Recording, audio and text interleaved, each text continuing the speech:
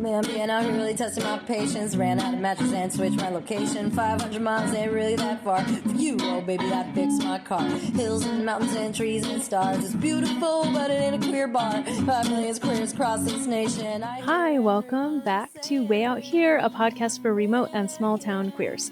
Super happy to be doing this project. It has been so much fun. I love all the conversations that I have. If you want to share your story about living in a small town or living remote as a queer person, please email wayoutherequeerpod@gmail.com or find me anywhere on the socials. We have Way Out Here Queer Podcast on Instagram. There is a Reddit. There is a Discord now for you all to connect with each other, and just really excited to be doing this.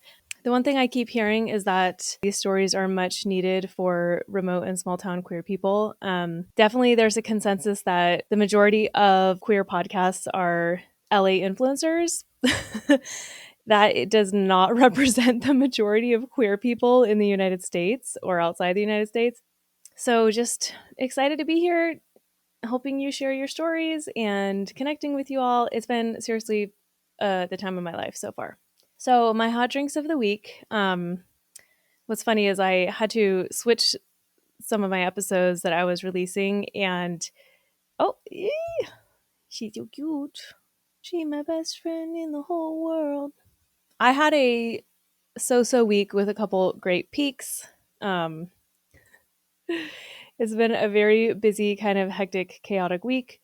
But I was lucky enough to go to White River Junction last Thursday to see Allison Bechtel. I'm just floored that she was out here in tiny. I didn't know she lived in Vermont, so I was so excited. White River Junction is kind of a comic town. There's like a Center for Comic Studies there. And so I think that's, the main reason that she was there. But Main Street Museum does a lot of Pride events, and they kind of set that up and got Allison Bechtel out, which was incredible. She is so inspiring. I've been reading her books. I read Fun Home, The Essential Dykes to Watch Out For. I've basically read all of the Dykes to Watch Out For comics, and I got a signed one at the event. And honestly, when I in the past have read these books as a late bloomer lesbian of a different era, I just felt kind of a profound longing to experience being a dyke in New York City in the 80s and 90s. There's just so much inspiring about that. And at the same time, it is a very different time. And I think there wasn't as much inclusivity in our communities. There wasn't as much crossover. I was talking to some others about this over the weekend, but it feels like our communities used to be a lot more divided, between the male gay community, the lesbian community, and there's just a lot of history there. And I might bring Erin back on sometime to talk about that, because it is really interesting. A lot of her panels just are so applicable and poignant today. And even in, I think, 88, she was talking about Israel and Palestine. There's just so much here. And one of her books is on ban lists. And so she talks a little bit about banning books. And I think that the theme of Pride in White River Junction is open hearts, open minds, open books, or something like that. And it just right on time to revisit Allison Bechtel's work. And something fun was that she said that she's writing a new book that is sort of a fake autobiographical, where she and her wife have a pygmy goat farm and tap maple from their trees. And it just feels like the lesbian life that I'm living right now in the woods. It's supposed to be based in Vermont, and it's just going to be adorable. And I'm really excited for that. We need more small town queer content for sure. Other hot drinks of the week. So one of my besties and I are big horror fans. Yes, we did date. We're not doing this anymore. I'm not staying friends with exes anymore. We love to watch horror movies, and we just get on FaceTime sometimes and watch a horror movie together. So we were looking for one last night, and we found this really intriguing thriller called Them, about a drag queen who is a victim of a hate crime, and then gets into a position where they have the chance to get revenge on this person. I can't stop thinking about it. This is one of the greatest movies as far as moral dilemmas. Like, I just felt like I had such an unresolved feeling at the end of just the moral dilemma, like what is right and wrong. I cannot tell you, I couldn't at the end of this tell you what was right or wrong, what should have happened, not happened. Like, I was so impressed with this film, and I highly recommend everyone watch it. It's called Femme. You can watch it on Hulu. Incredible cast, really just powerful performances, and like very unsettling, which is, my favorite type of movie to watch.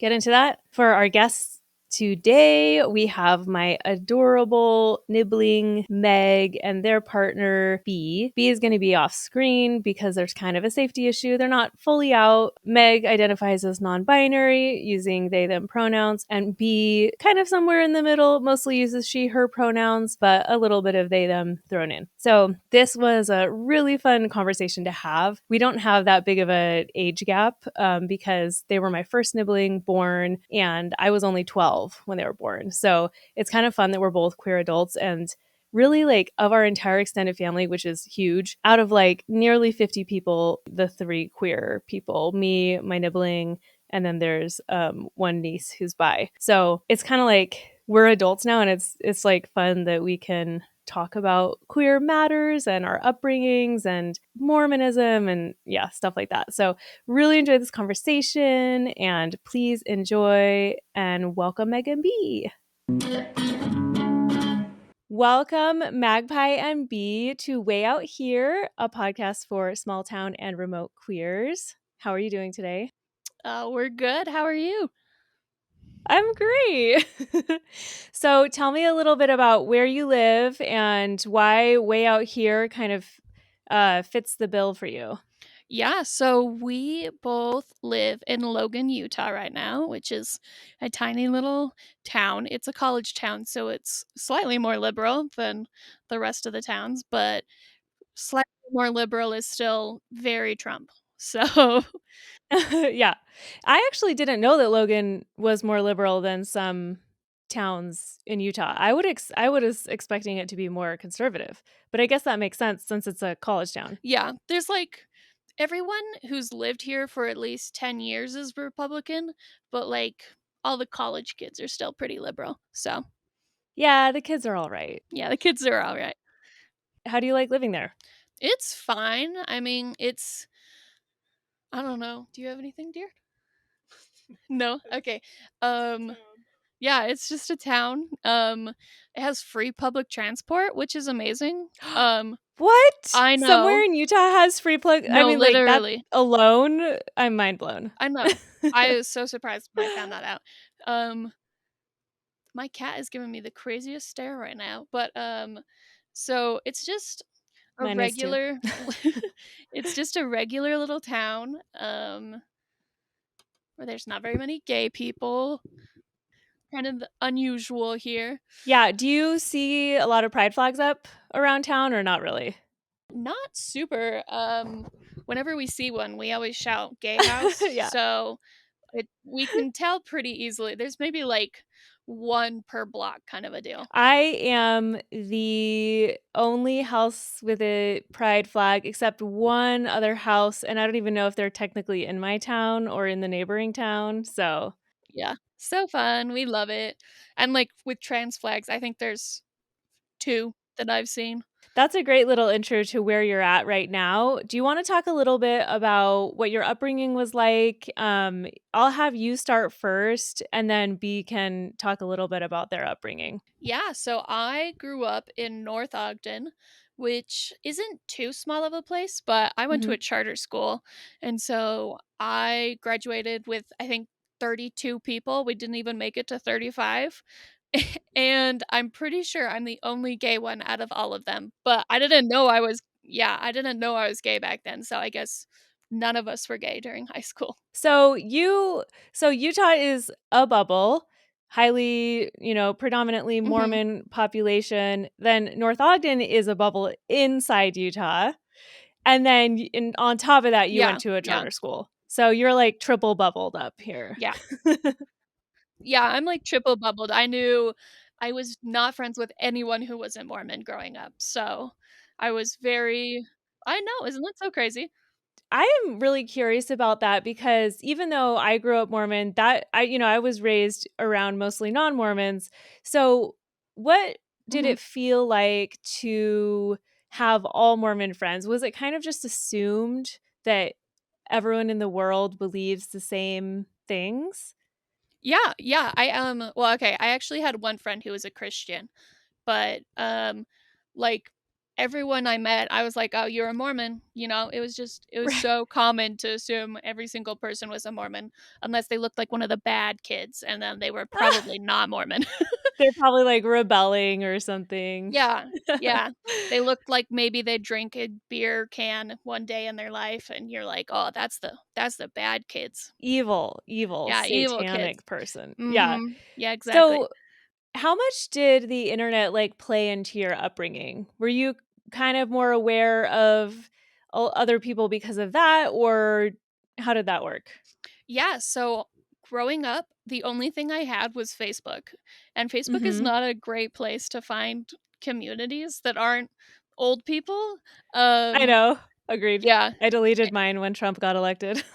No, yeah, literally. And I really wasn't on it very much. My parents didn't get a cell phone until I was 16. So, Oh. and I didn't No, get a that cell phone. tracks. That Yeah. totally tracks, yeah. Yeah, yeah, and I didn't get a cell phone until I was 16, and so the internet was, like, 0% of me. The most like, usually I was just reading books or watching movies or stuff.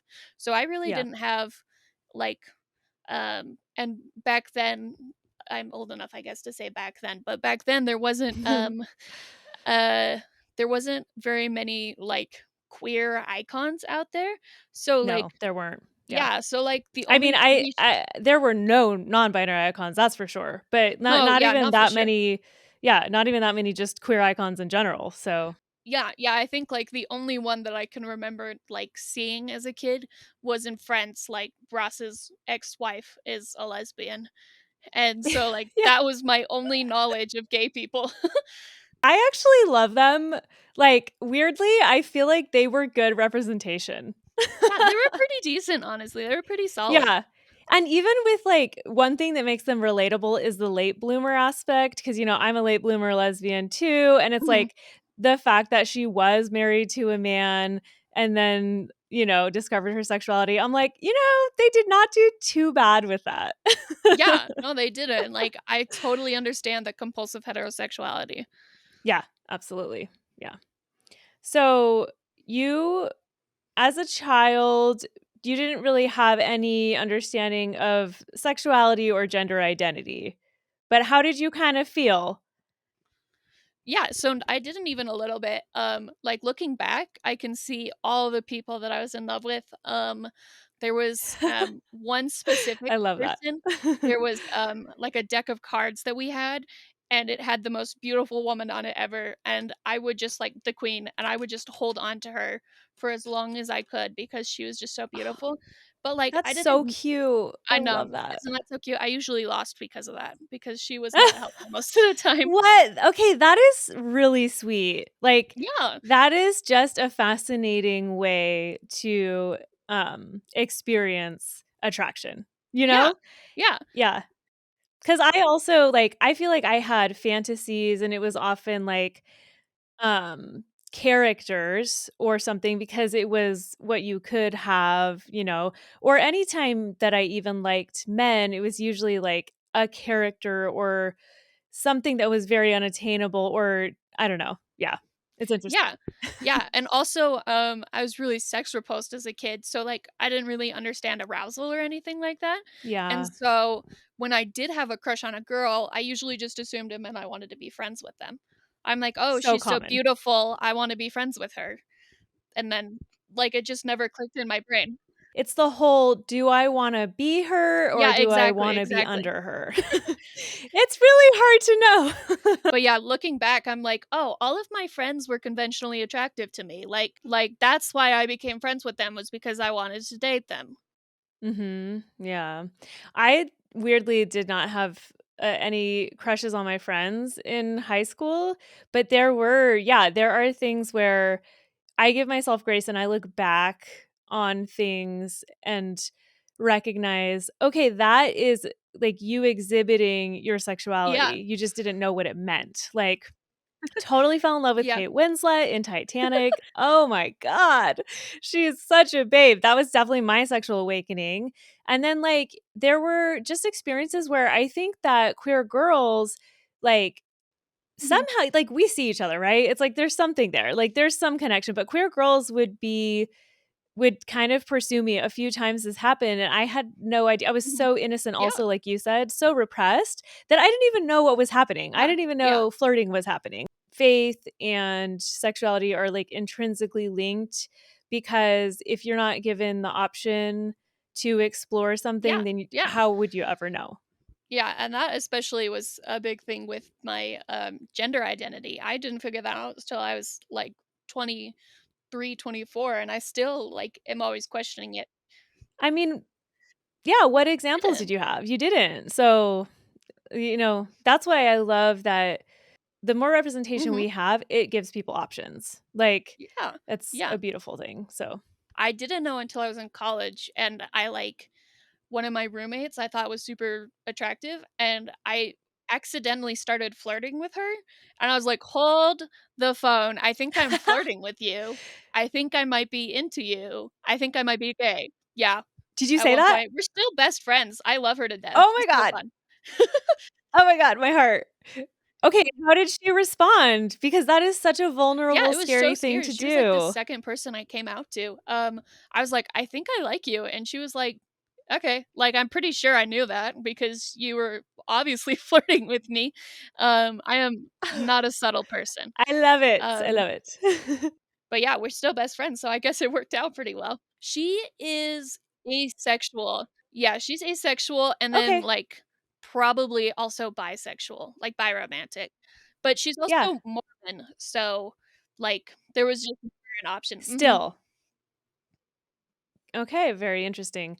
Um, I 1,000% honor the asexual identity, and I do believe that there can be a conflation between asexuality inside religion. I'm not saying Oh, that's no, what's no, no. happening here. I just know from some experience from other people that, like, sometimes women in heterosexual relationships think that they're asexual because they hate they hate straight sex Yeah, so much. yeah. And I again want to emphasize that that doesn't mean that people are not asexual at Mhm. all in these situations too, but I do think that that is something that happens. So I hope that she is happy with herself and her identity and everything and Yeah, yeah, yeah. and, I'm also, like, a little bit asexual, and I really think it was because of the church because, like, it was just such a repressed place, like, every time you had a thought, they were like, "Bury that thing, you do not have sexual thoughts." Switch it off Yeah, exactly. like a light switch. No, I want to talk about this more because I totally relate to this. Like, I mean, I do not identify as asexual at all, but the repression is so real. Yeah, Like, this is a really serious and problematic, traumatic thing for people that are raised in repressive mhm. religions. Sexuality is like very much in your head, especially like I feel like, especially for women. And sometimes, like, I have to have weed to really like experience as much pleasure as I could experience or whatever. And it just sucks. It's like, you know, the church religion in general is such a shitty place for people to be healthy in regards to sexuality and a lot of other things. But yeah, I think probably a lot of people could relate to that. Just like, I mean, you even take a straight couple, whatever, anyone who's like ready to have sex. Like, you get to your wedding night and you've been shutting it down for so long, and suddenly you're supposed to just be sexual. Yeah, yeah, Like, even for straight couples who've left religion, it doesn't work like that. yeah. It really, they struggle, you Yeah, know? it's kind of a So, traumatic thing yeah. too because, like, if you ever had to talk to your bishop, you know, they'll tell you, they'll tell Yeah, like, one of our friends, had to talk to the bishop, because someone had a rumor that she was doing stuff, and he asked all these horrible questions, like, "What was the position?" Like, all this really shitty stuff, and that can be so traumatizing, and, like, that'll just It really yeah, truly it'll is. just ruin your relationship with sex because every time you want to do something, you remember this creepy old man asking you if you were on top or if you were on bottom. Yep, I went to the bishop to confess masturbation. By the way, everybody, super healthy, It's actually good for you. normal childhood behavior. And yes, it is good for you. And it was like a very predatory Yeah, situation. Like, I was a teenager, he was a middle-aged man, he had not ever done any training to have conversations like this, and he was very predatory, and, like, he asked me questions that, because I was so repressed, I didn't even know what he was talking mhm, about because I wasn't really having sex, yeah, like, I wasn't watching porn, and so I was just like, "What? No. No, I don't do that." yeah, And I think me being, like, disgusted with his behavior, like, shut him down, and so, like, I think it could have gotten a lot worse if I felt like I had to follow his lead or whatever. But yeah, I've done EMDR reprocessing therapy, and I had to work through my confession experience, the memories of that in EMDR, and it was incredibly empowering and healing. So I do highly recommend anyone who has trauma from confession with a bishop or whatever religion you were in, any type of confession experience is sexual abuse, and if you are having flashbacks or it's affecting your sex life, I do highly recommend reprocessing therapy for that. Um, so now, when I think of that memory, I've basically reprocessed it. And what I see is myself like saying, fuck off, and walking out of the door yeah, as soon as something weird happened. Like, instead of even confessing, it's just like, you don't deserve to know anything. yeah, This is my private yeah. life. So, You're just yeah. a random man. Why do you get to know this? Well, I'm really sorry that if you went through that. I'm sorry you went through repression in Yeah, general. So, college, your roommate responds beautifully, not not scared off, yeah, doesn't, throw you to the mhm, wolves, but is actually great about mhm. it. That's awesome. And did you just it sounds like you accepted yourself pretty quickly. Yeah, I truly cannot tell you how I figured out that I was queer, or I decided I was bi for a while, but I'm pretty sure it was compulsive I remember that. heterosexuality. Yeah. I'm pretty sure it was compulsive. Me too. Yeah, so I'm like, I think I only like women and others, but, like, God knows, not me. Um, so that was I, like, accepted myself pretty easily, but I actually had a roommate that I shared a room with, and she was not for me being gay. She was really weird about it, and it kind of, like, Yeah. was awful the whole semester because of that.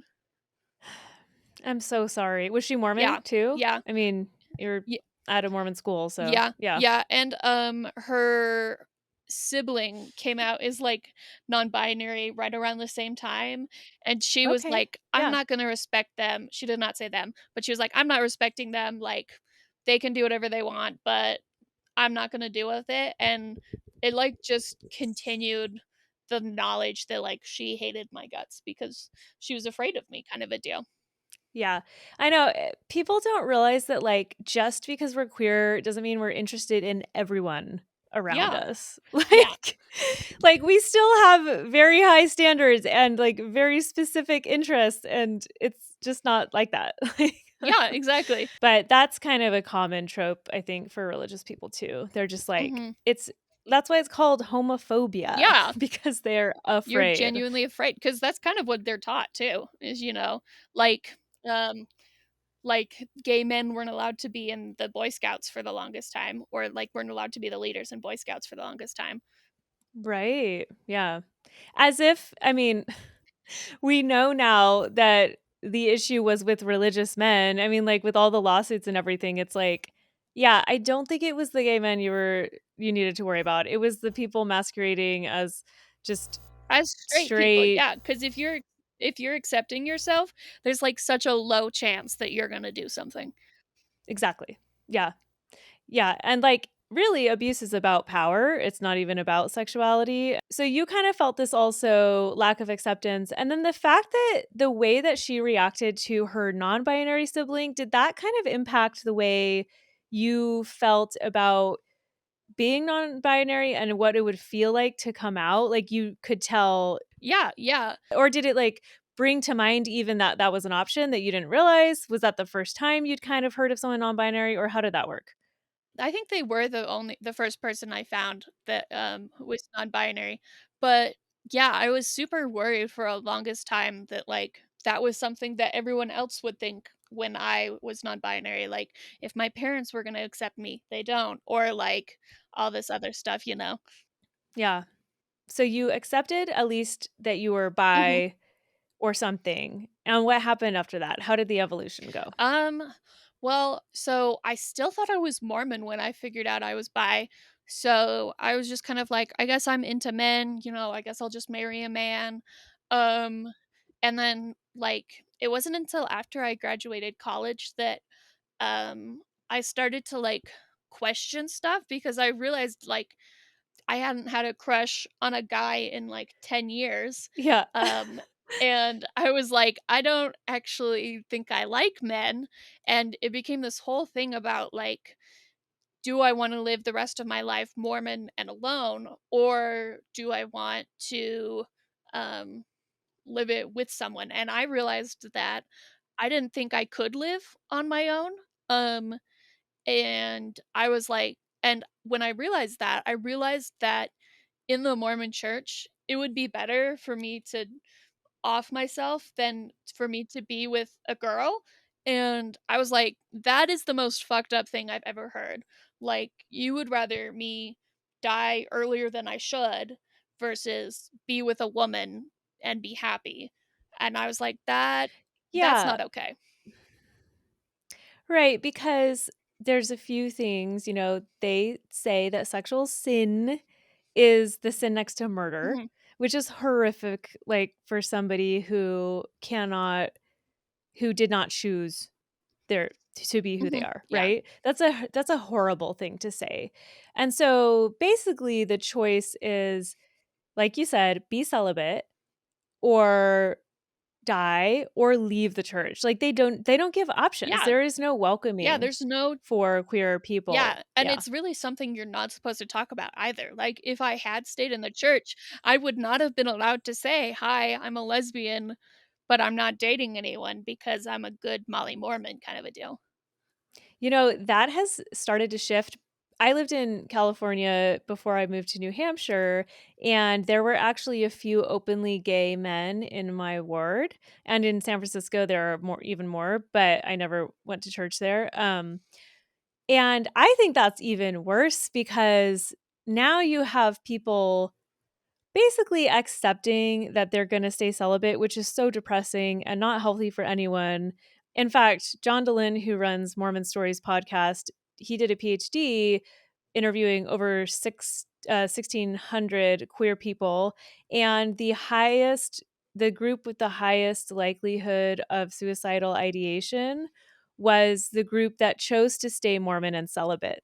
Yeah, I mean, the data is right there. That's a big deal and a big mhm. study.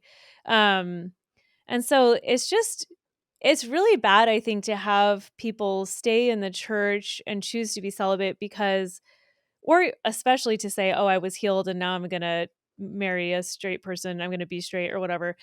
Because then, kids are seeing that and even adults are seeing that and thinking, "Oh, that's the life I could have." That's like they're seeing it as an example and it should not be an example.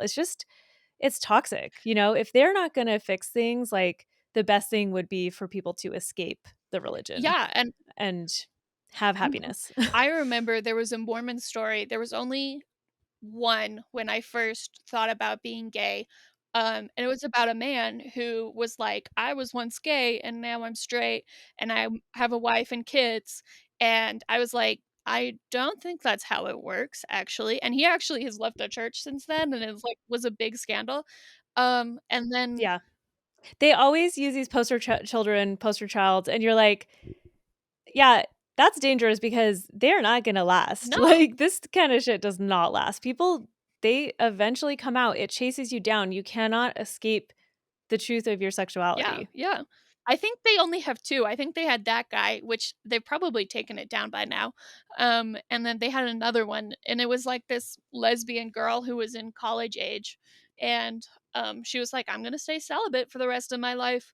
And I was like, "God, that sounds like such a miserable life." Like, I really would not wanna do that because, I mean, and also, like, if you think about the church for, like, more than 10 seconds, if you don't have a husband, you're gonna be in the Relief Society presidency, you're gonna be in the primary, you're gonna be in the, um what's the hell is the kids called? The, That's primary. Oh, what's the the young women's and young preschool? What's men's? the preschool? Oh, Oh, Sunbeam. nursery. Yeah, nursery. Like, you're gonna be in one of those, you know? And, like, I was always taught, you know, you don't say no to things because if you were asked, then God was the one that told them, and I just knew I did not wanna be, like, the Relief Society president for the rest of my life. No, honestly, part of my transition out of the church, which I didn't even know I was queer before I left the church, but my transition involved, oh, hi, kitty.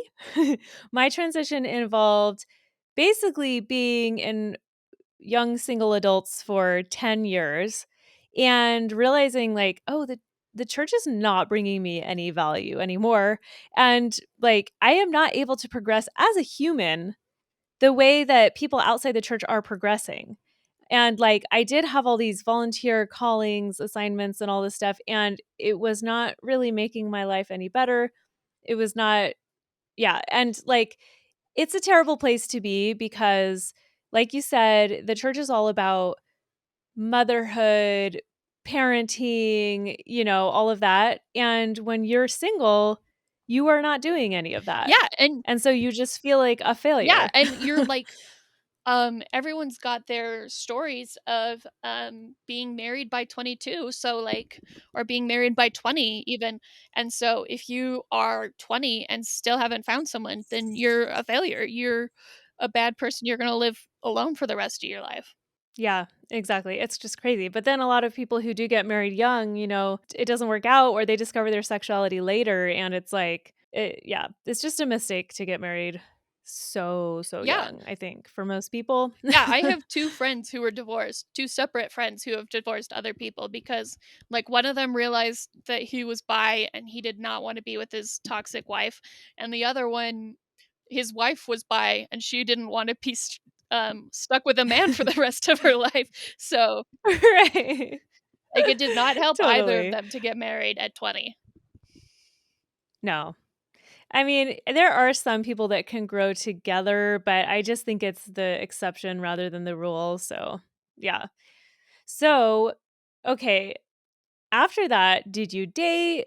Like, did you put yourself out there intentionally? How did you meet people? Were you still in college? How did this all work? Yeah, so I got my associates, so I left college, and then I think in 2019, and then by the end of 2019, I wasn't Mormon anymore, but I wasn't in college or anything, and I was too scared to go to like there's a Pride House here, and I was too Uh-huh. scared to go there and meet people. So you moved to Logan after college. Yeah, yeah. I lived in Ephraim, which is the smallest town in Utah. It's not really, but Most it's Mormon pretty close. town Yeah, it ever. is literally Ephraim. It's literally called Ephraim.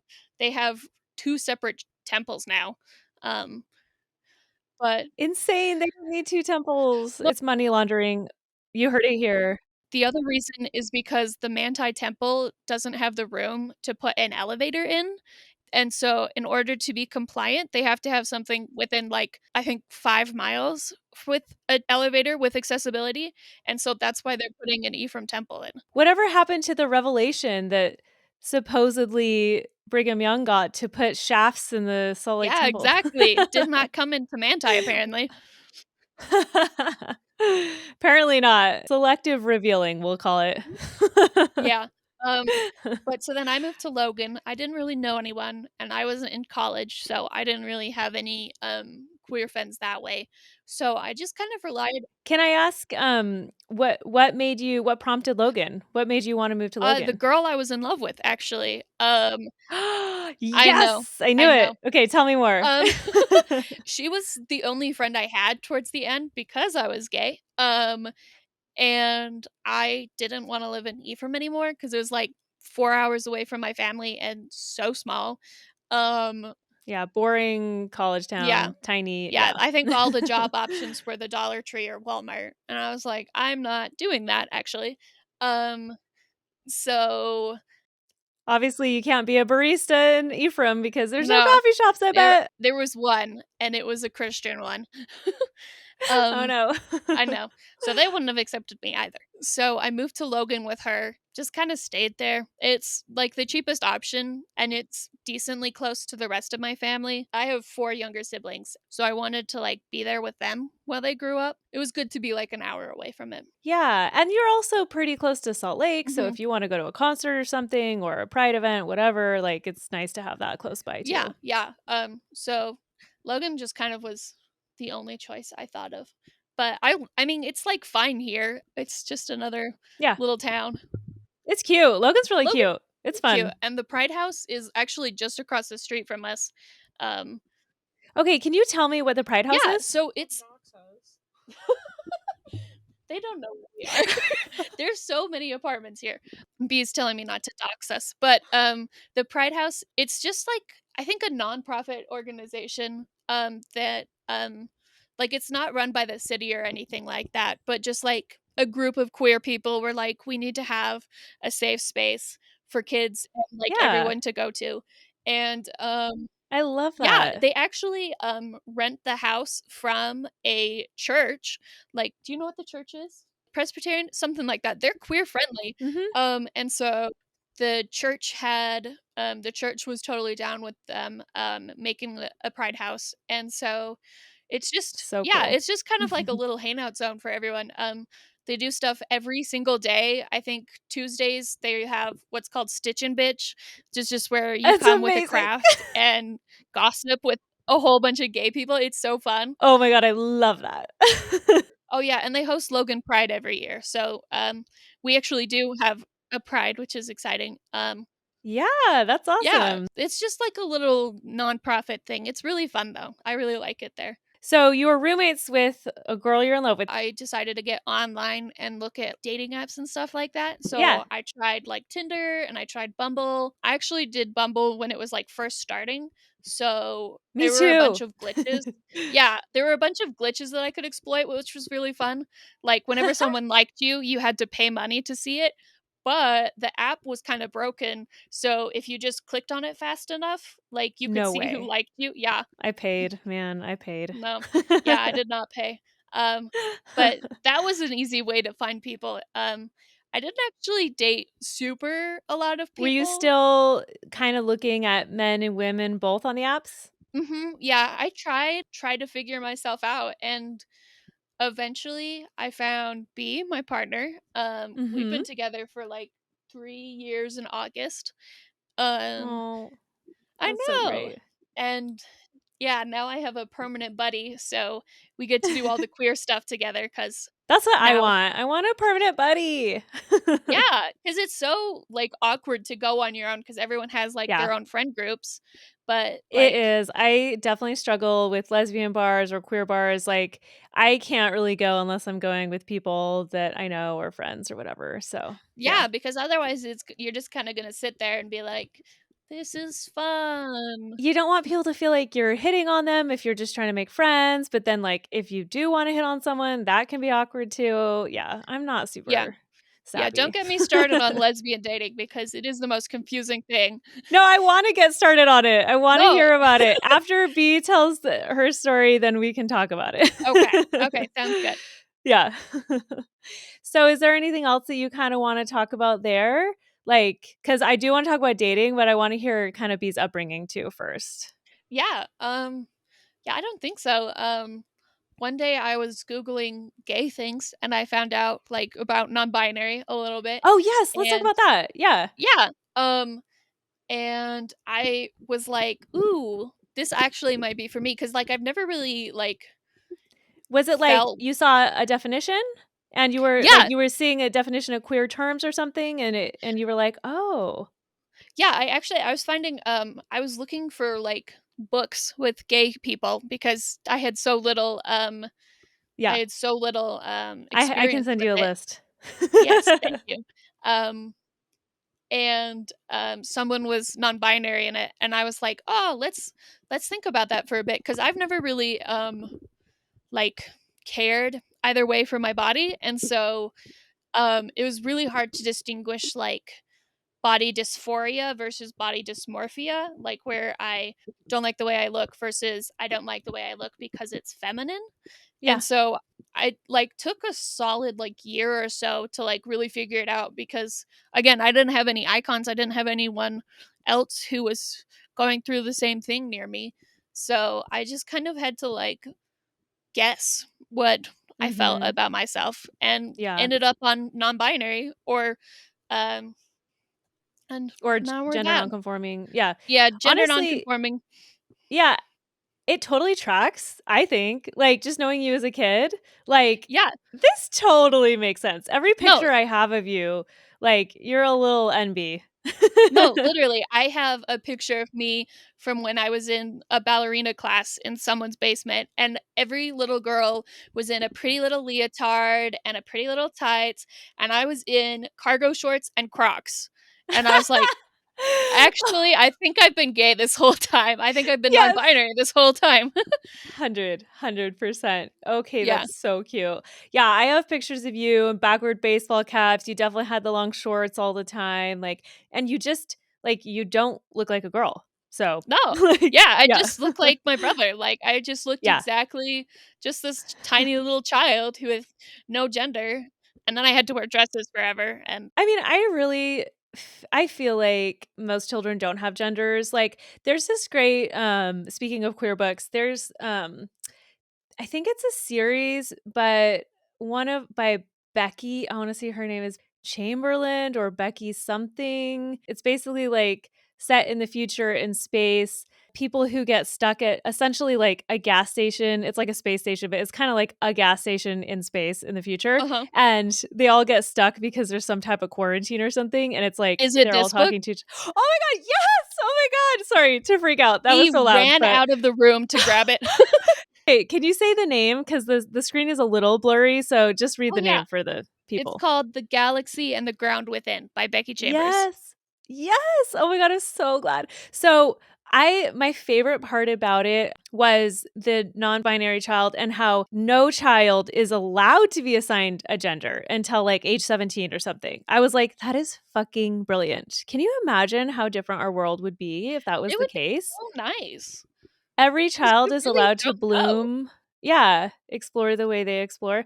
I thought that was so beautiful, and I also really like Z, them, zir, pronouns because to me, I do feel like it's a separate gender, and I mean, I love they, them because it's more familiar and it's easy, but, like, Mhm. I'm like, non-binary people deserve their own pronouns too, you know? Yeah, yeah. So I loved them. They felt so easy and familiar, and I felt like if people could get on board with respecting people's pronouns, I just think it's so easy to do, and I just think It is it so would yeah. easy.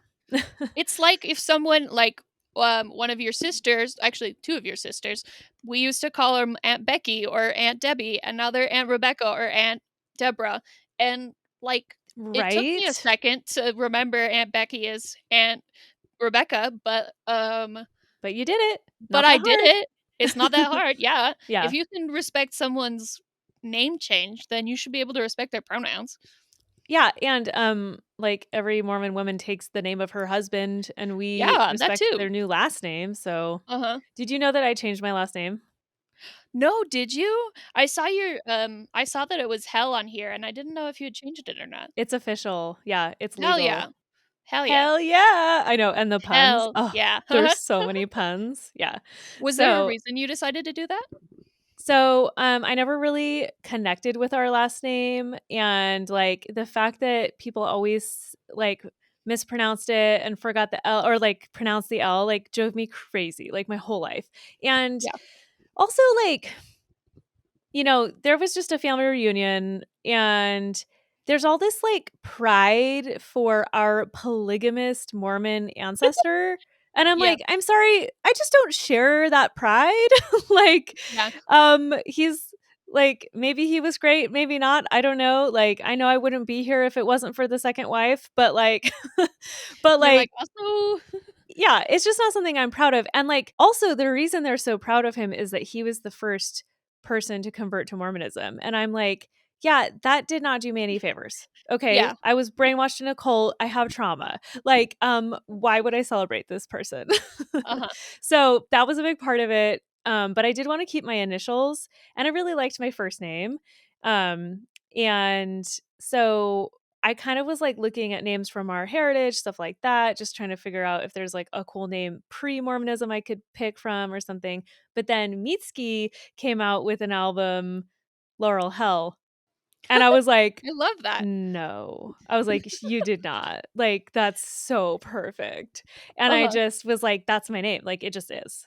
And Yeah. then I picked Claude for my middle name because I liked that it was kind of non gendered. And then, like, it's cute and Frenchy. So, That is cute. Did you have a middle name before? yeah, Christina. And Oh, here's the gross. thing about my middle name. I didn't like it for the first of all, I didn't like it. But second of all, the reason they chose it was because last minute they changed my name from Rachel to Laurel. And normally they were going to name all of their kids a name from the Bible or Book of Mormon. But because they changed mine to Laurel, they had to name me Christina, so I had the name Christ in there. And I was like, Ah. we don't need yeah, thank you. That's the sound I made. You're We don't like, need that. no. I'm like, bye Christ. So that was kind of why. But now I love it so much and every time I see it like on my ID, I just like feel like jumping up and down. That's so good. Yeah. I feel Yeah. like people should change their names more often. Like, if Me you don't like too. it, do it. And I actually was really inspired by the trans community because I'm like obviously there's a different reason for changing your name when you're trans, but like I for so many reasons have been inspired by the trans community because it's about living your bliss basically and just Mhm. like life is too fucking short not to live the way you're meant to live. Yeah, And like exactly. yeah, just like I love new names. I think it's beautiful. So I'm like, yeah, Mhm. you guys are amazing. Mhm. Yeah, that's perfect. Yeah. So I do want to ask one more thing before B tells her story. Do you want to talk a little bit about the lack of family support and like telling your family coming out at different phases? How did that go? Yeah, so my family didn't really take me being gay too hard. They did think I was dating the girl that I was in love with. And I think they still think that cuz we haven't really downplayed it. We still kind of like act like we're dating. Uh-huh. I love her so much. She's so funny. She like we accidentally called her our third once. Um Cute. we were at we were at a festival and someone asked a question and B was like, "Oh, our partner," and then was like, "Wait a second, you're not the partner." So we just yeah, we just kind of Fully play with it. support a thruple if you ever end up going that No, direction. I support you. I would love to be a throuple just as soon as she leaves the church. Oh shit, I forgot about that part. Yeah, nope, hard I know, pass. and it ruins it. We're not a man and two women. We're three women, so doesn't work that way. But yeah, they took me being gay pretty fine. They were like, "You're just gonna marry a man, like whatever." And then when I Okay, left the ch so was it because they thought you were bi and they just yeah, thought you'd marry a man? Okay. well, and I also told them that. I was like, "By the way, I'm gay, but don't worry, I'll stay Mormon and I'll marry a man or whatever." And then I left the church and they were like, "Is it 'cause you're gay?" And I was like, "I mean, kind of, but also this is a shit show." So, you Thank you. know. Yes. I really believe these two issues must be separated because, like, nobody just leaves for one reason. And I didn't Yeah. even discover I was gay till I had left because I was so brainwashed in it that I didn't even know, you know? So, Yeah. like, there are separate reasons and like they do impact each other, but they're nobody only leaves because they're gay. And even if they do, that's totally fine too. Totally Yeah. valid. It's a Yeah. shitty place to be gay. It is a wild place. And like even if you only leave because you are gay, you eventually figure out everything that they've been hiding, and you're like, Yes. oh, I have so many reasons now to leave. Yeah, I do think that there is, like, usually a trigger point that allows you to question. And so Hmm. being gay might be the trigger point that allows you to question all the truths, and Hmm. that from there everything comes crumbling down. So, Yeah, yeah. And so they were like fine with it. They weren't super thrilled. Um, and then when I came out as non-binary, I actually waited a little bit longer. Like when I came out as gay, it was kind of just like a side point. And then when I came out as trans, I really like thought about it for a while because I knew they weren't going to accept me for that. Like I knew yeah. how they'd acted with like other trans people I'd seen. When I told them, they were like, we're not going to respect your pronouns. We're not going to call you those. And I did actually have to like threaten to cut them out in order for them Yeah. to like respect me a little, because I'm really like, it doesn't sound great, but like I'm not asking for much with them. I I know. know they're not gonna really respect my pronouns or anything, but like at the very least, just call me my name instead of using she, her for me. Yeah. And so, And it's just so rude to say that. yeah, It's so rude and disrespectful. Like, just right off the like, they're not even gonna think about it. No, we're not gonna respect your pronouns. Like, it's just so rude.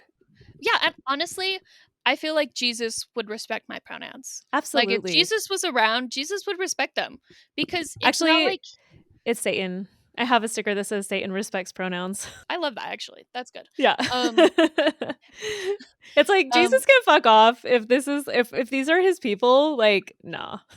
Yeah, Satan respects pronouns. My parents were like, if we respect your pronouns, then you're going to think it's okay. And we don't think it's okay. And like, I know they don't think it's okay. It's just about respecting one another. Like, this idea of cutting somebody out is totally fair. Like, I told my parents, my life is an island. I can choose who's on my island and I can choose whether you're there or not. You don't have to be on my island, but I'd like you to be. To me, chosen family is way more important than blood family. And there are blood family members that are in my chosen family, but not everyone is. And I think that makes my life better. Hmm. My mom was the biggest problem maker out of that. My dad, honestly, is pretty chill about it. He doesn't really give two fucks about whatever I do. Um, he's Sometimes I I mean, wonder he if he's was a a little punk. gay. Yeah. If you're punk, like, if you're punk, you got to be kind of cool with Yeah, people. he was a cute little emo boy. Like, he's gone through enough that he's like, I respect whoever and everyone. But my Weirdly, mom, my dad is cooler than my mom too about yeah, things. I just don't get that's so it. wild. It might also be because he wasn't in my life a whole lot. So, he like is he's like, oh, I Trying to should make be up for part of your it. life. Yeah, yeah. Um, Mhm. but yeah, so I like tried to cut them out. I did cut them out for a little bit until like I started talking to my dad about it, because I mostly just talked to my mom. I was like, respect my pronouns and or I leave. And she was like, well, I'm not respecting your pronouns. And I was like, well, then I'm leaving. Um and she kind of got really mad about that. And it wasn't until I like called my dad about it and was like, listen, I'm not asking you to use they them. All I'm asking is to not use she her. Like, I know this isn't something you're going to be comfortable with, but like, my name is Meg. Like, it is one syllable. You can use that instead of she or her. You know what I mean? It's the And I exact same do thing to me. think that is actually good training for anyone who's not used to using they them pronouns. Like, it's just good training to first stop using the wrong gender and just Mhm. use their name. And I still do that with people who transition and I'm used to knowing them one way. It's like I will start because that's just the easiest way. Yeah, it's And super then easy. eventually you get used to it. So, Mhm. yeah. Yeah, exactly. And so I finally was like, listen, this is all I'm asking of you. And he like reiterated it. He was like, all you want is for us to use your name. And I was like, please, that's all I want. No pronouns, just name.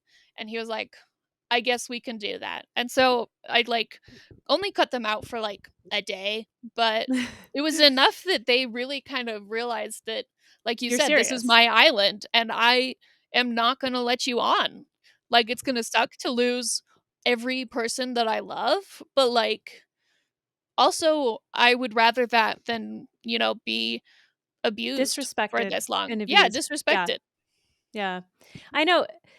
I wish parents knew and thought about before they become parents, like, your children are not there to become mirrors of you. Yeah.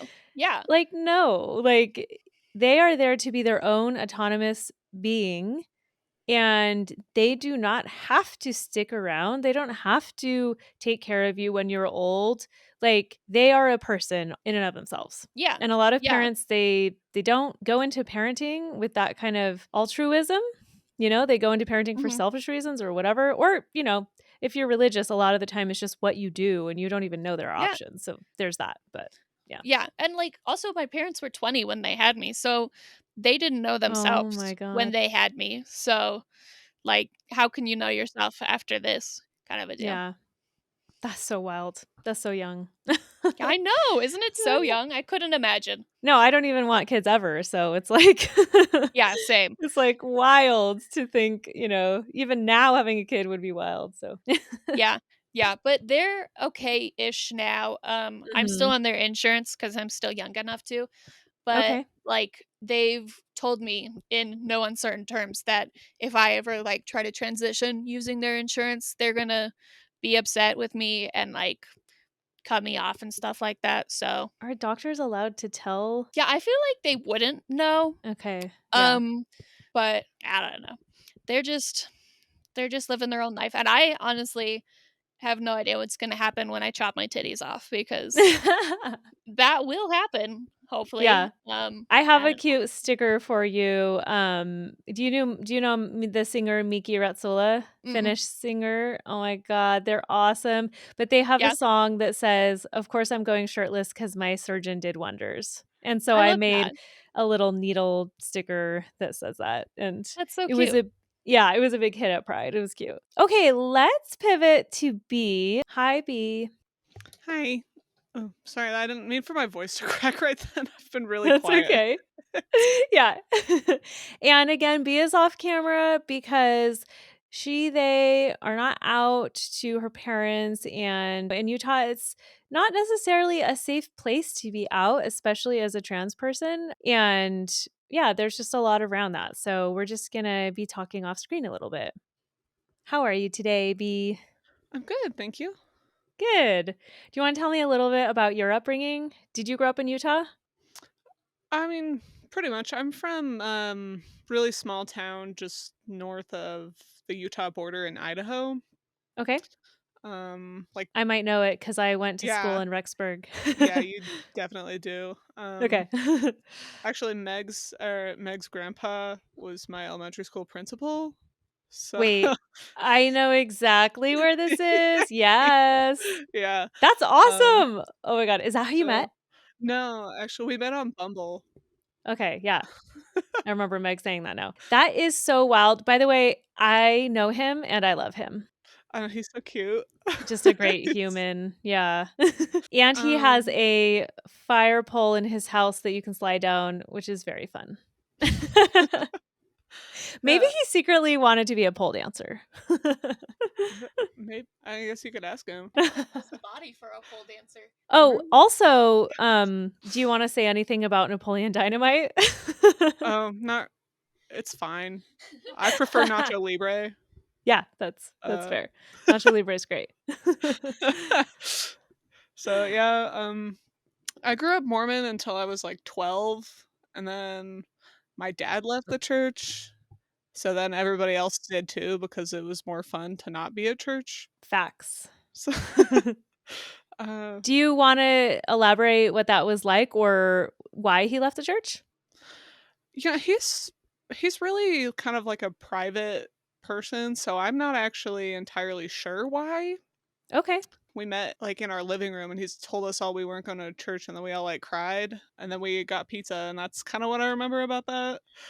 That was smart for him to get pizza. He turned it into a Yeah. positive experience. Yeah, and then it just like kind of like so my mom continued, she would take us all, but then, we'd sometimes like kind of get the option to go and then it was just kind of like you could kind of tell everybody else in the ward was kind of being weird about the fact that it was just my mom going now, and it kind of made it hard for her and for, I'm like Yeah, 4 out of women 5 kids, and it was just kind of so we just stopped going. definitely the patriarchy in Mormonism creates, and honestly, the kind of the small town vibe too, it creates a lot of judgment for women who are in a mixed faith marriage. So that probably was not super comfortable for her. No, and I think honestly we would probably still be going, but it just made it like really uncomfortable, and like it was just like it's just like really judgy and weird, so we Mhm. just kind of stopped going, and I think that was really cool. I personally really enjoy that, but I feel like for that town, that must be really rare too. That's like, isn't it like 99% Mormon there? yeah, if you're not a Mormon, you probably are a Latinx family that Mhm. goes to one of the Catholic churches there, because Okay. there's a pretty high population of Latinx people that live there, Mhm. but lots of them are also Mormons. So Yeah. it was weird, and it kind of made it hard for me to like make friends with any of the other kids my age. But I've always also been like really weird, so they didn't really like me anyways. So Yeah, how was school around that then? I didn't really have very many friends. Most of them were like they'd ask and I'd say, "Oh, I didn't like it. We stopped going." And that would kind of be the end of that. I never really talked to any adults about it. So the kids were mostly Mormon and they Yeah, I think they just kind of were under the impression that I would probably go back one day, and it wasn't like a big deal because we were all like 12. right. Yeah. I know when you're 12, it doesn't really matter that much. I mean, maybe it does for some communities, but it does feel like it shouldn't be a big deal. And then did you have kind of any ideas about your sexuality? You said you were a little bit weird. Is that just like, personality, hobbies and stuff? I was also, by the way. Um or did you feel like your queerness was kind of coming out in any ways? I mean, it was probably kind of a combination of all of that. Like, I've never made friends very easy. I'm not very good with people. I didn't really like all the same things as all the other girls. I was like, Mhm. Yeah. I was one of those kids that would be like, yeah, I'm a tomboy. I don't like do any of that stuff. Like, Yeah. but I would like tell people that instead of like actually going to like play outside and stuff. Okay. So So it's there, more of an identity than what you were actually doing. yeah, yeah, pretty much. You're like, "This is a way for me to not have to spend time with these weird girls." Yeah, but then I was also, like, the weird girl, so I don't really know where It's throwing I bricks think it in was just glass a houses. disparity, right, of you just didn't have anything in common with them. So, Yeah. yeah. So for me, the internet played a really big part in how I kinda discovered I was queer. I didn't have any, like, internet friends, but I don't even remember, like, how I found the information, but that is where all of it came from, which, good and bad. Like 12. Oh my goodness, you knew you were gay when you were 12? Yeah, I mean That's awesome. I'm so jealous. I never liked boys, like, people would say, "Oh, who do you have a crush on?" And I would just tell them I would just, like, pick somebody because I thought Yeah. that's what you did. I was like, "Oh, that guy's my friend, that guy." And I thought that's how it worked. Or, like, for me, it was always, like, the most popular boy. Like, in elementary school, I would always just pick the most popular boy because it was so obvious, like. Well, I thought everybody was doing that, like, I was like, "Oh, you actually like these people?" Like, "Oh." And also, like, as a kid, what does a crush even mean? I don't I have know. no idea. I still don't know. Yeah, I know. I know, help.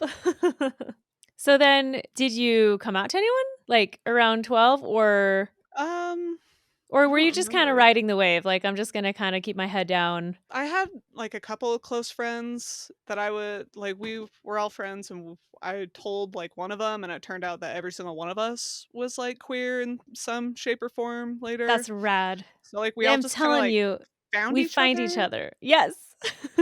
So I had that, but to me, I've never really felt like coming out to people was very important to me. Mhm. To Yeah, me, that's really like kind of like a personal, private thing. totally. And I Yeah. don't really see it like as anybody else's business if I don't want it to be. So I Yeah, don't and it think should it's be, like it shouldn't be a big deal. no, That's what I think. Yeah. like I'm out to my parents like now. I came out to them like maybe a year and a half ago, and they were really, really supportive and they took it really well. That's amazing. Um, Okay. I came out as a lesbian, not as anything else, because I just don't really. It's not really important to me that they know anything else about me. Yeah. And maybe they can't handle it. Yeah, I don't really know, but I'll figure it out. Okay. Yeah. That's cool. No, I like that. It's like it's very much your business and not really anybody else's besides your partners. So I do feel like it's becoming less and less important to come out and like I mean, I didn't come out either, really. I just kind of like rolled into it and eventually became obvious and then like I've made pride posts and stuff, but like I don't even have family on social media, so Yeah, I mean, besides like, I'm besides not you. on camera, but, like, if somebody looking at me thinks I'm a straight woman, I think there's something wrong with them. Totally. Yeah. I know nobody can see me, but that You look very gay. Yeah, so you're, like, kinda out in your I own way. You're yeah. presenting. Yeah. No, that's totally fair. So, in high school, did you have any crushes? Did you date anyone? I had, like, a couple, like, weird sapphic, like, situationships where, Mhm. like Those are the best. Tell where, me. I like, wanna hear all about them because I'm jealous because I didn't have those. oh, we're, like we're, like, best friends and we're always, like, flirting with each other, like, "Ha ha ha," as a joke, but then Yeah. you both know that if anybody made a move, you would both be, like, really cool with that, but then Oof. neither of you Ugh, wants to do yes. that, and Right, because it would so change everything. yeah. So, I had a couple weird situationships. The first one ended not good. Mhm. The second one is my current best friend that, low key, we are still in the weird situationship even though she has, like, a full-time boyfriend and she lives with him, but if she Yeah. asked, I would leave. I know. Okay, so, like so does she identify as straight? No, The second she's one? bi. Okay. She's And bi. the first one, what about the first one? Does she identify as straight? No, no, she was part of the friend group. I don't Oh, remember she's part of the what. friend group. Okay. Yeah, so actually that whole friend group, like, imploded. She's why. It was messy. It was real No. messy. Well, that's annoying. I hate it when one person implodes the friend group. That sucks. Did like your queerness play into what you wanted to study or anything like that? Um, I am not very smart. So there's really only one thing I have ever been good at in my life, and that has been, like, English and, like, literature stuff.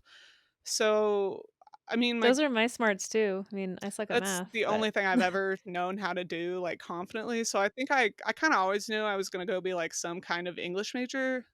Mhm. When I actually thought I would end up being, like, a creative writing majors, that's not what happened, but I definitely did use, Well, you like could always still be a creative writer without majoring in no, it, I'd so. rather die than have anybody read personal work on the internet, absolutely not. Totally Besides fair. minoring in gender Okay, so you minored in Well, gender studies for a while, I but that did, and didn't work out because the professor. I hated her so much, and I feel bad, but, like, it wasn't worth it. Do you think she should have been there? Was she good at her job? I think she would've been better at her job if it was an in-person class. Okay. But it Yeah. was just, like, a ridiculous like, she'd be like, "Oh, you have to do Canvas discussions 5 times a week, and there have to be 400-word Mhm. responses, and you have to cite your sources on Canvas from a YouTube video with 50 views on it," and I was like, "I'm not." That's a lot. Yeah, and, like, That's a I'm lot not of a parameters for an I assignment. can do work, but it was like a beginner's level course, and I was like, "No, I'm not. Yeah. I'm not doing that." was it USU is actually, like, really gay. Oh, it was until last semester, but Did they get a new president or something? no, it was actually, like, the Utah, like, the DEI bills. They shut down the Oh, inclusion center yeah. on campus, so there's really no, like, source of community there that isn't student-led anymore. I know a lot of people on campus that are, like, incredibly upset about that, and it's not even just, like, the queer students that are affected by that too. Like how, University of Utah, they shut down their women's and their, Latinx support centers, even though they didn't have to. So, like, it's not just affecting the queer community, so I don't really know what this next semester is gonna look like at USU, but Yeah. Do you wanna talk any more about those bills and kind of what happened and how it felt hearing about them? I'm not really sure like what exactly. There were two of them. I don't remember what they were called, but there was one of them that was like it was some kind of bathroom bill, and there was Mhm. another one attacking Basically, DEI.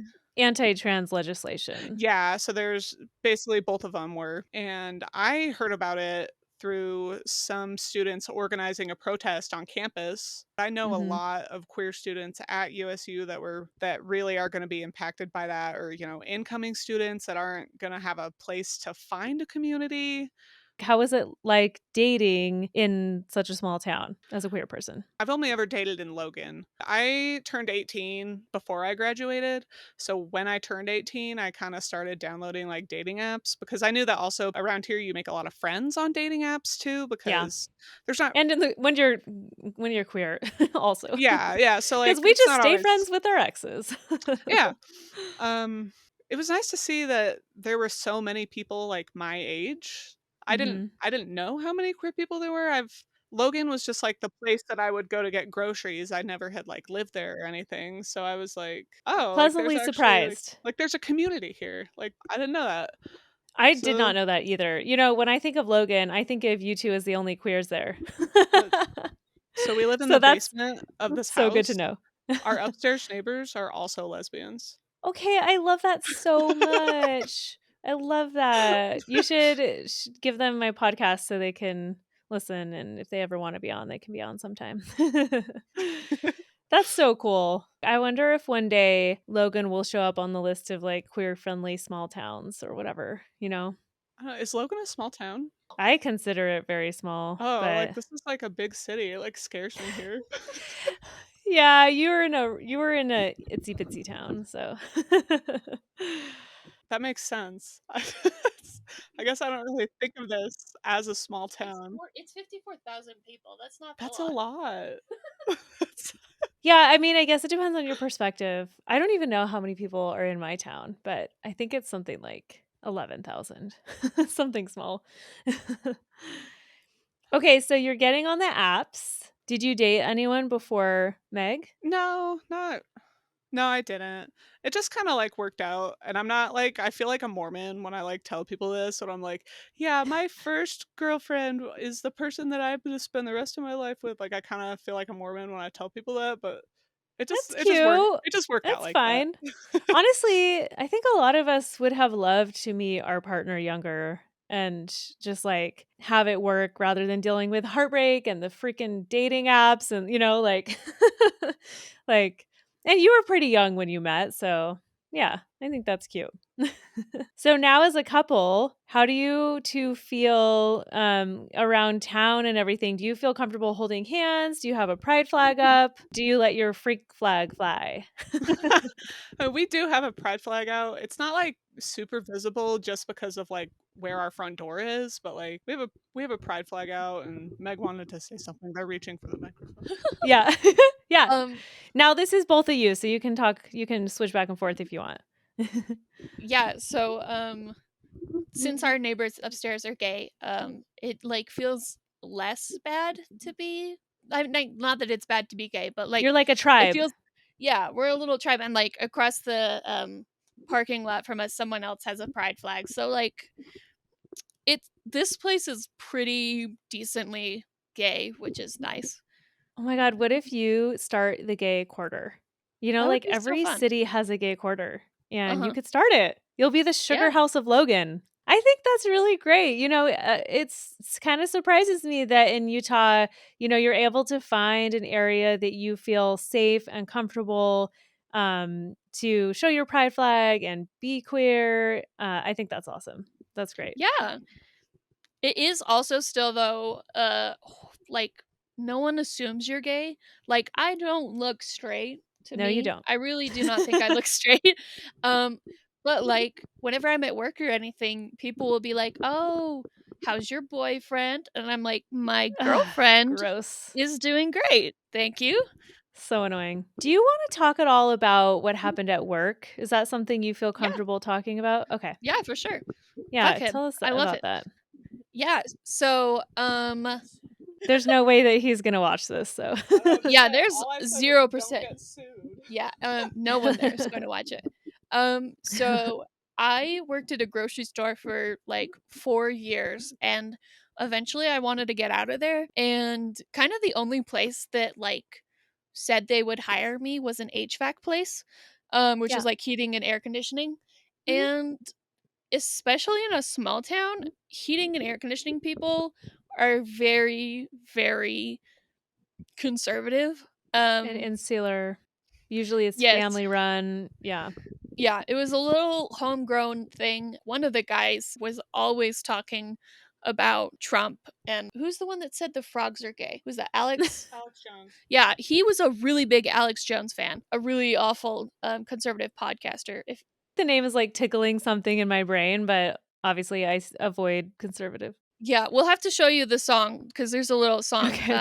He like we dropped gay bombs in like Israel or something like that, and it leaked into the water and turned the frogs gay. He's He a believes that very shit. big conspiracy theorist. He's a very Republican conspiracy theorist, and he fully believes that we dropped gay bombs and it leaked into the water, and the frogs are now gay. And someone like took that clip and like made a beautiful song about it. I really love the song. Um, What? but Okay, so yeah. weird. But like there's the shirts that have Frog and Toad because like Mhm, Frog and Toad are kind of queer because the person who created Frog and Toad is gay. mhm.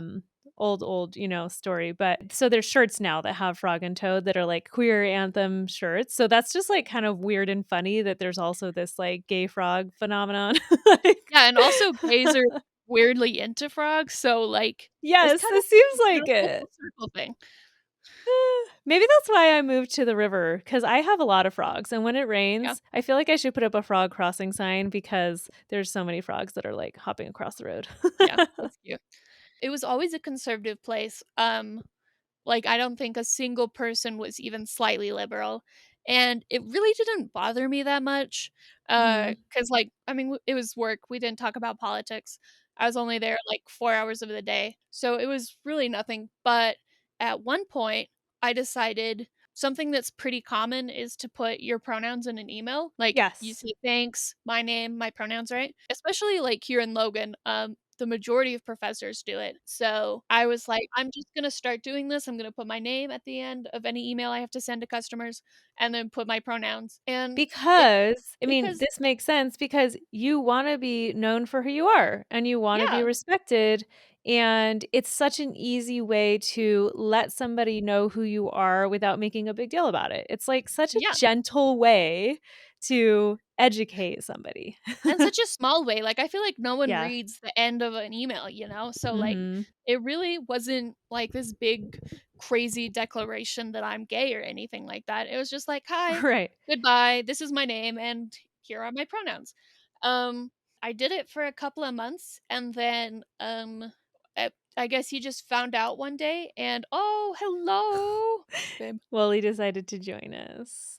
Yes. What's his name? No, come back, Wooly. Come back, Wooly. Wooly. Oh, I love Wooly. So I just, like, So you put your pronouns. Yeah. So you decided to put your pronouns in your email. uh-huh. And eventually the boss found out about it, and he didn't actually say anything to me. He just was like, "Don't send any more emails today." And I was like, "Okay, like I guess Weird. I won't." Yeah, I was Okay. like, "I won't stop. I'll stop sending emails." But then someone had an email and like a question, and I was the only one in the office, and I was like, "I know he said not to send emails, but like I'm just replying to an email, so surely that's." My job trumps that. Yeah. Yeah, I feel like doing my job is more important than not sending emails. And so I sent, a little response to someone, and he came back from wherever he was, which it turned out to be was an attorney's office, because he was trying to make sure he wouldn't get sued. And What? Ew. yeah, and he And was this is like, after the bills passed, right? The bills that we were yeah, talking I about? think this was Mhm. after the bill was passed. Yeah.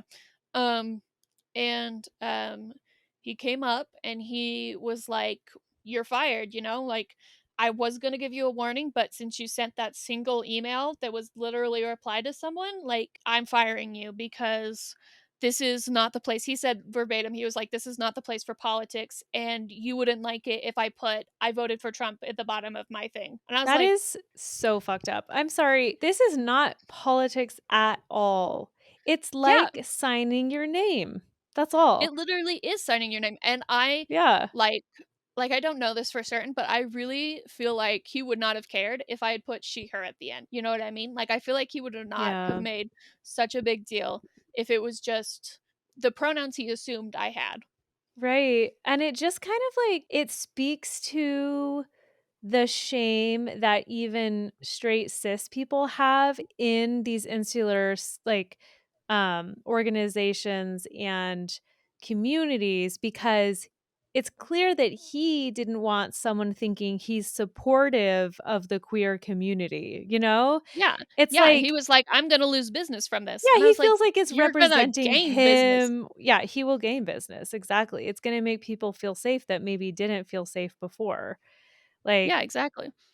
and it's just so ridiculous and cruel. Like, when we email somebody, we don't know their gender. Like, emails are genderless. So like Yeah. we're all making assumptions, and why not just correct those assumptions by making it clear what kind of like who you're talking to. Like, if you want to or not, like stay anonymous, but it's just like, yeah, it just seems so ridiculously overblown. Like, Yeah. and he didn't talk to you about it. Yeah, he didn't say a single thing. He said, "Don't send emails," and that was it. And, it was honestly so ridiculous, like, it was so out of the blue. I hadn't done anything wrong before then, and it also was probably very sexist because Mhm. there were a whole bunch of other guys who were complete assholes and really bad at their job, and, they'd get reprimanded over and over and over again, but never But fired, not and fired. then and Mhm. then my pronouns were what set him off and made him fire me. I mean, it's completely homophobic. It seems like not seems like, it is discrimination. Yeah, But the issue with the bills in Utah and other conservative states is that they literally allow discrimination. It's crazy. Like, yeah, this is why, like, it impacts people's lives. Like, you have an example right here where somebody mhm. was fired for including pronouns, something so simple. You did not make work political at all. Yeah, Like, exactly. that is so fucked up, so dangerous, like dangerous discrimination that does impact people's lives directly and livelihoods directly. Yeah. Yeah, exactly. I mean, it took me months after that to find a job because Mhm. I was like, I wanted a job that would be good for me, but I live in A small conservative town, Utah. Yeah, I live conservative. in Mhm. and so, like, when I look for, like, a receptionist job or something like that, they're looking for the stereotypical woman, and they're not looking for me. They're not looking for someone with tattoos or a nose piercing or short hair even.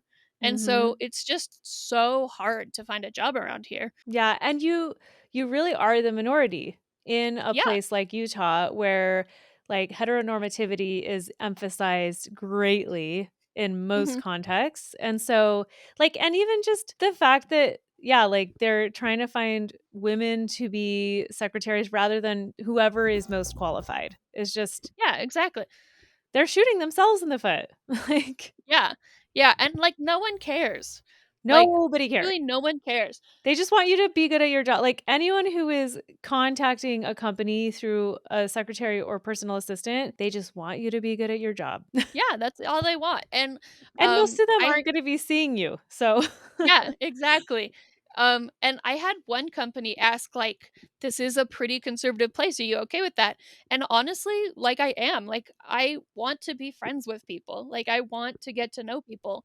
And, like, I know that the way I look is going to be a shock for some people, but I want that to be like a learning experience or like a growing experience instead. Like this morning, I was at work and a guy told me he voted for Trump. And I was like, okay, bud. And he was like, "I bet you voted for Biden." And I was like, "Yes, but I'm not going to again." And he was like, "I hate Biden." And I was like, "I hate Biden we too." all And we hate bonded Biden. over that. I was like, "Right now is the best time to be friends with these people because we both hate this guy." That's exactly how I feel too. I'm like, "Can we just bond over this? Like, just let's just chat about it." Yeah, exactly. And I feel like it's Oh, way more of a it's just learning kind of experience. weird of him, like, it's weird of him to just, like, just jump into politics like that. I mean, that is gonna happen, but I do agree, like, I think I'm a great neighbor. Like, I'm about to do some construction on my house, and I got these little gift boxes of wine for all of my neighbors, and I'm going to give it to them and say, I'm sorry for the noise. Like, I believe I'm a good neighbor, and I have a pride flag up too. And I just want them to see, like, hey, I might be your only queer neighbor that you've ever had and maybe ever will have, but like, I'm not the devil. Yeah, I really feel like I feel like lately it's been such a segregated like kind of country. Like you're either red or you're blue, and if you're one or the other, you're gonna hate the other person or vice versa. So like I really feel like we should all just be like, she's a great neighbor because she made me a nice little Yeah. gift basket about construction. You know what I mean? Or like I'd be a great receptionist because I'm a really personable person and I don't take offense to things. So like you can always ask me I questions. was just talking on my last episode with my guest about this, that like true queer liberation is like living wherever you want. Like we don't have to go to the big cities anymore to be completely safe. I mean, it's not as Uh-huh. great in the small cities for us, but like some of us prefer living out in the middle of nowhere and having peace and whatever. And like this is actually a Yeah. part of that. Like there's a part of me that, because of my upbringing in Mormonism, extremism of any kind is too much for me. I'm like, no, I can't ever again. And so, even living in Mhm. California with talks about wokeness and everything, I was like, look, it's a little much for me too. Like, I feel like slightly on the moderate side of liberalism. Like, anytime you tell me I have to think XYZ way in order to fit in with this crowd, I'm not going to want to be in that crowd?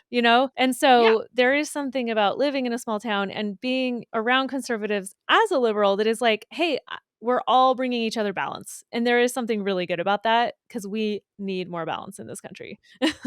Yeah. Yeah, I really feel like we should stop, like, demonizing people for who they voted for, except maybe Trump, but you know what I But mean? even Like that I understand because I know the psychology behind it, and there is yeah. true Well, brainwashing and, like, cult leader, things yeah, happening, for yeah. sure.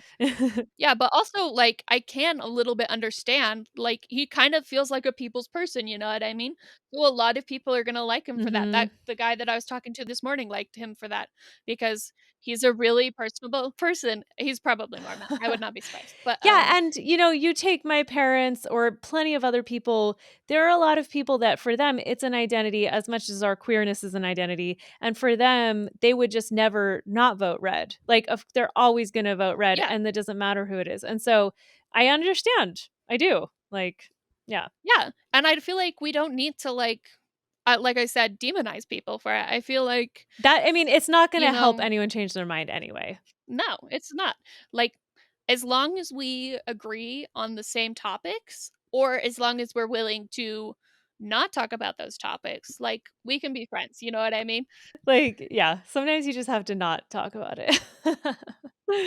Yeah, I'm like, I am not gonna talk about abortion with my family I do. because I what? kind of shove it down their throats. Is there anything else that you 2 wanna talk about or mention? I kind of am starting a business. I've been Ooh, starting a business for, like, a solid is this 5 jewelry? years. Is this the one I'm thinking Um, of? Okay, tell me yeah, more. Say more. yeah, yeah. Um, yeah, so I do fun little gay earrings. They're not always gay, but they're weird enough that they're gay. There's a reason we're Um, called queer. I Yeah, exactly. I make a bunch of funky earrings. I am not doing any festivals this year, but probably next year, I'm Mhm. gonna do a whole bunch of prides and stuff like that and sell my stuff. Definitely the Logan Pride. It's so fun to go to prides, and I don't feel like you need to be gay to go to prides.